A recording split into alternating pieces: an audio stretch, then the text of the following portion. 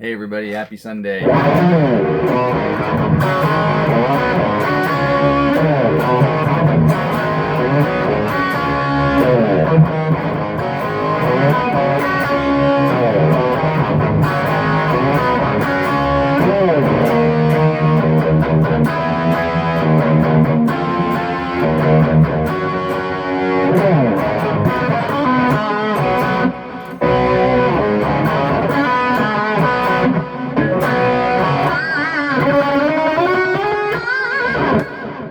Anyways, happy Sunday everybody. And it's been 5 years, 5 long years since we lost the King Edward. King Edward, raise a glass, or raise a coffee cup, or raise a bottle of water. All right. Anyways, yeah, it's a long time, eh? 5 years. Interesting. We've walked the earth without Edward Van Halen for 5 years. It's very, I don't know. If you're a guitar player, you care. Maybe some guitar players don't care. I've heard that. I mean, it's funny. I've talked about it before. There were some people who didn't like him much, and he sometimes portrayed this way. I was watching the Randy Rhoads documentary that's on YouTube. If you're a guitar player fan and you like Randy Rhoads, you should watch this. Lots of footage from the days of Quiet Riot, the early days, and really good story, well told, lots of good interviews, that kind of thing. But they portray Eddie as a real, let's use the word, they portray him as a dick. That just basically, and I think they actually have audio that, hey, yeah, Randy got all his stuff from me.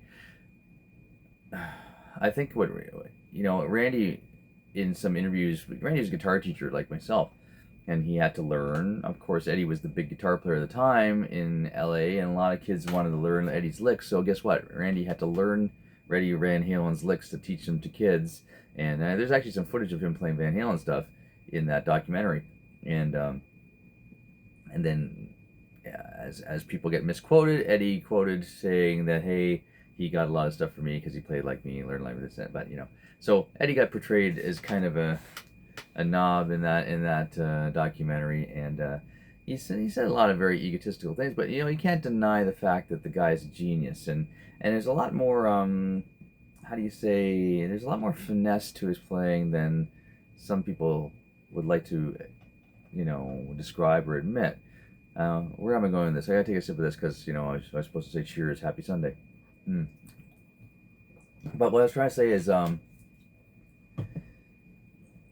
there's a lot of completely insane guitar players on the internet, and if you watch Instagram, it's a great canvas for these guys, and they're phenomenal players. And I watch them all, and I practice some of those licks, and and I think all guitar players do, even pros do it. I mean, Nuno Betancourt has admitted he watches Instagram and learns licks off these guys. And he said it, and I'll say it. I said it when I saw him say it in the interview, and I said it's almost too perfect. I mean, they're playing. I don't know if they're miming their own playing, or what you hear on this show is just me playing. That's why you hear mistakes and stuff that I didn't learn properly and stuff like that, because I was just trying to, hey, let's play somebody, get me a doctor, and play it on the video. But yeah, I mean, there's a lot to be said for the raw grind, all the scratchy sounds, the pick squeals that almost don't make it.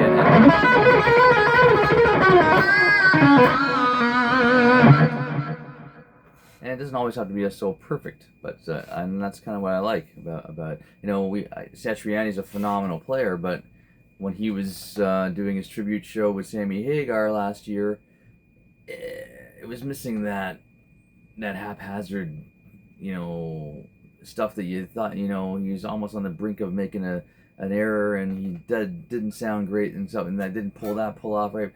Satriani was perfect.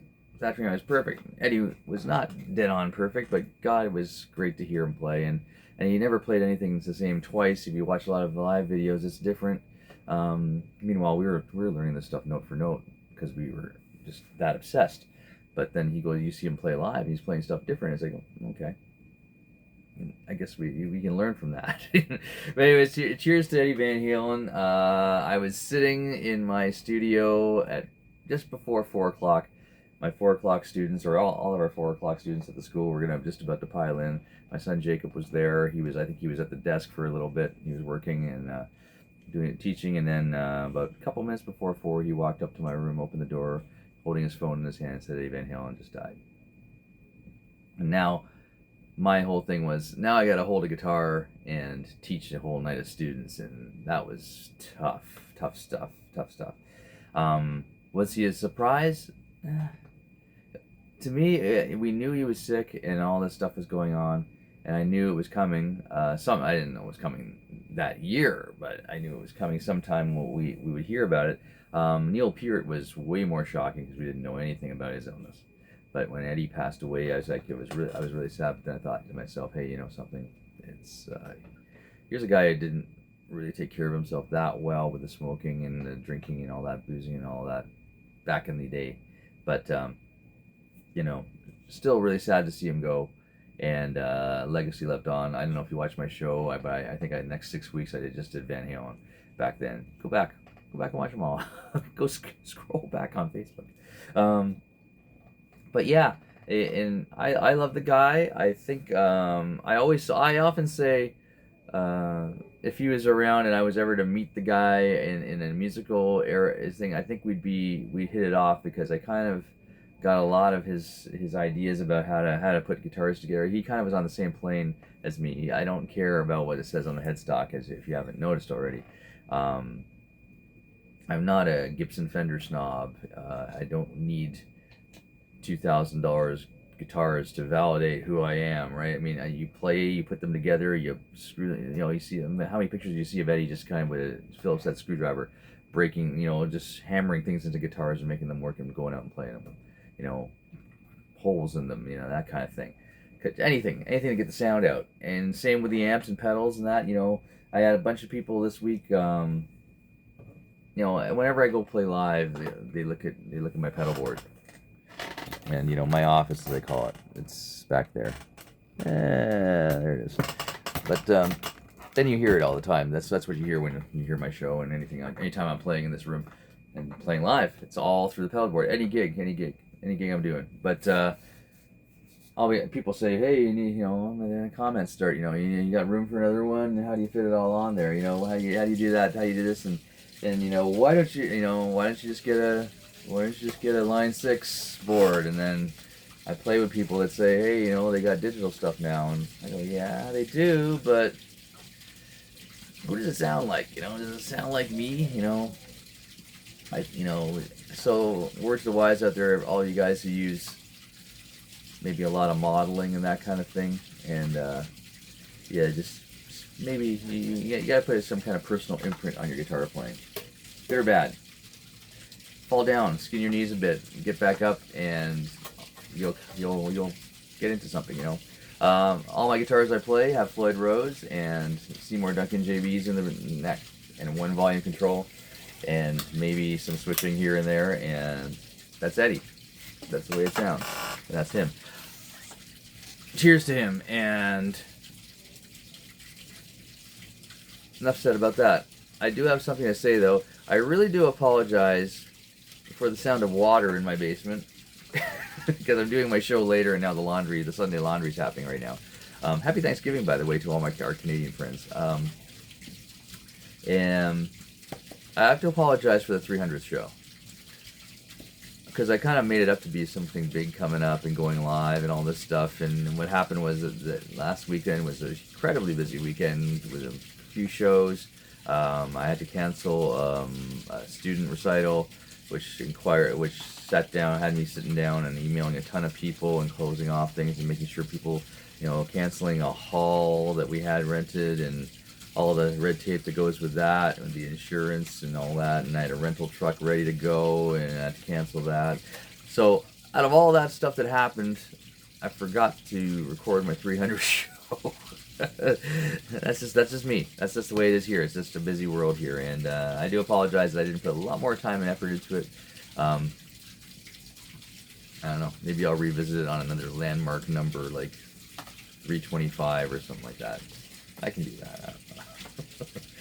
But anyways, as the water's falling from the ceiling here, I thank you so much to all staff and band members of a band called Friday Empire, and everybody at Dallas Nightclub. Bridge on Fire played there last night. Friday Empire. It's a band, local band from Kitchener, Ontario.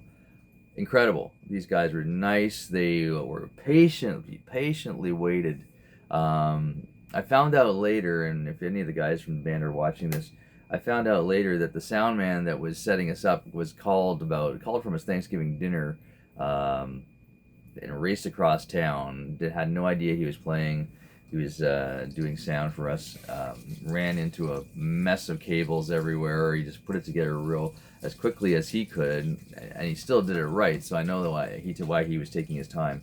But I don't think he knew that there was an opening band. So he said all this time, and I'm thinking to myself, these guys are standing here at the side of the stage, and they got to get on here soon, you know. And so he just kind of go into the flow. But Friday Empire, you guys were awesome. Yeah, if you guys were anybody who's in that area, in that Kitchener or Waterloo area, go see this band. All covers, but what a selection of covers. Everything from Garth Brooks to Green Day to you have to see him.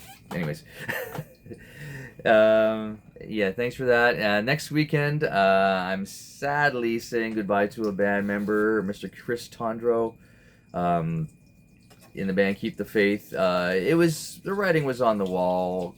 I'm actually in Keep the Faith because of Chris. He found me, recommended me for the job after we interviewed on the phone and talking after he viewed some videos of me and stuff like that. I eventually hooked up with the band out of a series of conversations, interviews, and that kind of thing. And I ended up getting the part in Keep the Faith that was replacing Chris. But Chris stayed in the band and has been in the band for all the shows I've played, which is about 20. We're probably at like 24, I think, shows that I've played with Keep the Faith. And he's been there as rhythm guitar player and mentor and helping me out. And we did spend some time in the studio learning parts and learning arrangements that the band did.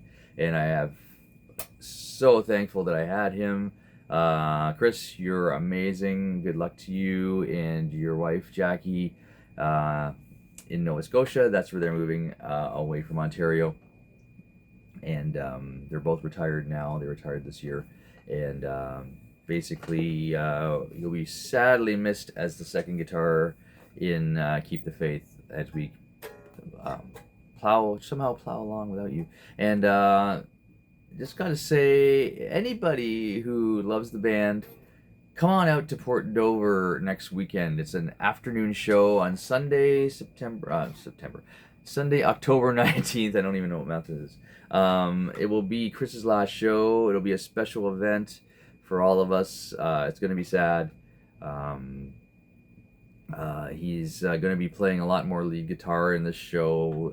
We're gonna give him, I go do solos, man. And we got some new songs in the set that we'll be playing, but it's Chris's last hurrah in the band, and we're gonna send him off right.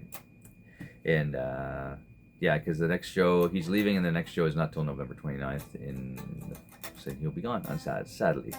So, anyways, good luck to Chris and Jackie in the future, and come out and see us in Port Dover. There's still some seats left. Beautiful theater. It's very close to where I live here in Brantford. And Hamilton people, come on out, and we'd love to see you. Anyhow, that's next Sunday. Early, by the way, it's Sunday, so but it is early. It's like don't know why I did that. It is 2 p.m. So 2 to 4. So 4 p.m. we're done. We'll have a little meet and greet at the end of it all, if you guys want to be there, and you can probably be in your car and back home by 4:15, or on the way anyways. But anyways, come on out to Port Dover, all you fans. We'll be in the area too in November and December for some select gigs. But if you really want to see us in all our glory, especially if you're a diehard, this is going to be a theater show to die for. Because he died for us, didn't he? John keep it clear there. Okay. Anyhow, happy Sunday. I'll see you next week. Actually, next week I'll try. I always say I'm gonna pre-record and I forget. So I'm gonna pre-record next Sunday because I'll be on the road to Port Dover. It's an early show, so we'll have to be there early. So anyhow, have a great week, guys. Take it easy. See ya. Bye bye.